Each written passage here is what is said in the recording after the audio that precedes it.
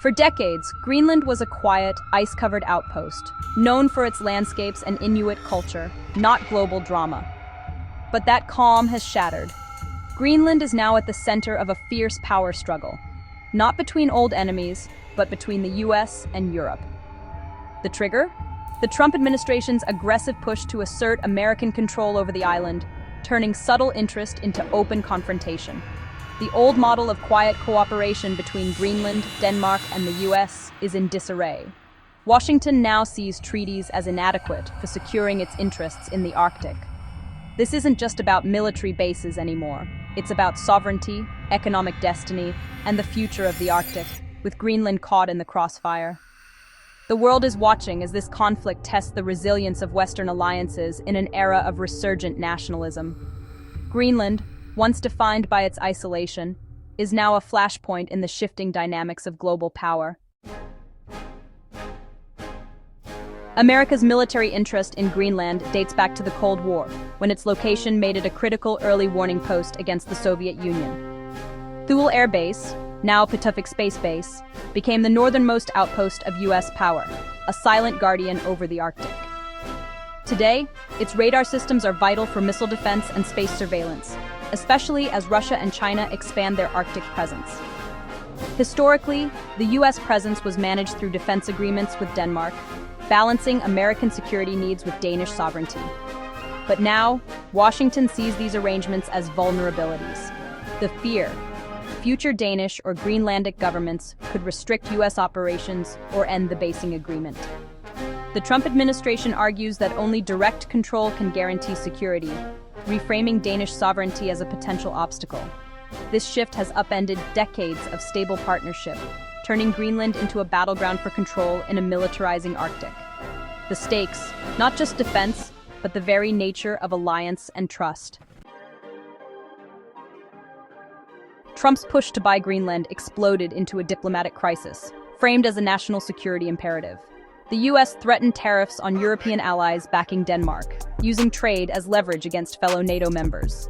The American argument: Europe has relied too long on US security while holding title to the Arctic's most strategic land.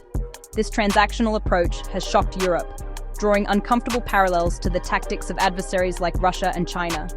The result: a profound sense of betrayal, forcing Europe to question the reliability of its closest ally. Under pressure, Denmark reframed the crisis as a European issue, not just a bilateral dispute. The Danish Prime Minister's defiance rallied the EU, turning Greenland's defense into a test of European unity. The EU threatened counter-tariffs, signaling it would not be bullied, even by the US. European leaders condemned the American approach, warning that giving in would set a dangerous precedent for international order. The crisis spurred proposals for a new NATO Arctic Sentry mission, showing Europe's willingness to take more responsibility for its own defense. By uniting Europe, Denmark transformed a threat into a catalyst for a stronger, more assertive EU. Greenland's resource wealth is a major driver of global interest, especially its vast, untapped rare earth deposits, critical for modern technology. With China dominating the rare earth market, Washington sees Greenland as a path to secure vital materials and reduce strategic vulnerabilities. The island also holds copper, zinc, nickel, and gold, but harsh conditions and minimal infrastructure make extraction difficult and costly. Only 2 major mines operate today, and many deposits are in remote, inaccessible areas. Environmental risks are high, with mining threatening fragile Arctic ecosystems and sparking local and international opposition.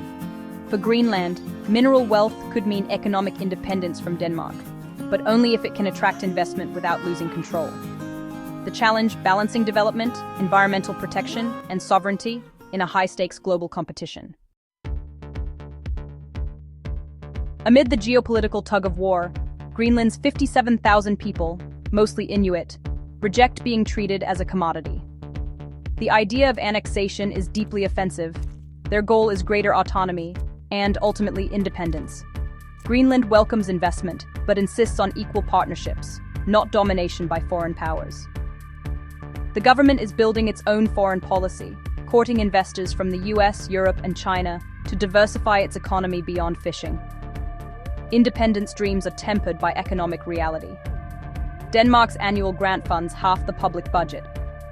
Mining could provide a path to self-sufficiency, but Greenlanders fear trading one form of dependence for another. Their message: Greenland is open for business, but not for sale. The focus is on partnerships that respect sovereignty and benefit the people.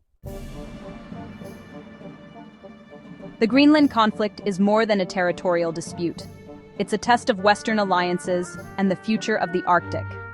America's coercive tactics undermine NATO's principle of collective security, sowing mistrust among allies. Europe's response is rooted in defending sovereignty and the post-war order that rejects coercion and border changes by force. The crisis accelerates the Arctic's transformation from a zone of cooperation to one of competition, as climate change opens new routes and resources. Russia and China are watching, eager to exploit Western divisions.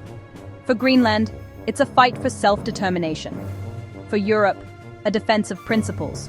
For the US, a new transactional foreign policy. The outcome will shape the future of the Arctic, the transatlantic alliance, and the rules-based international order.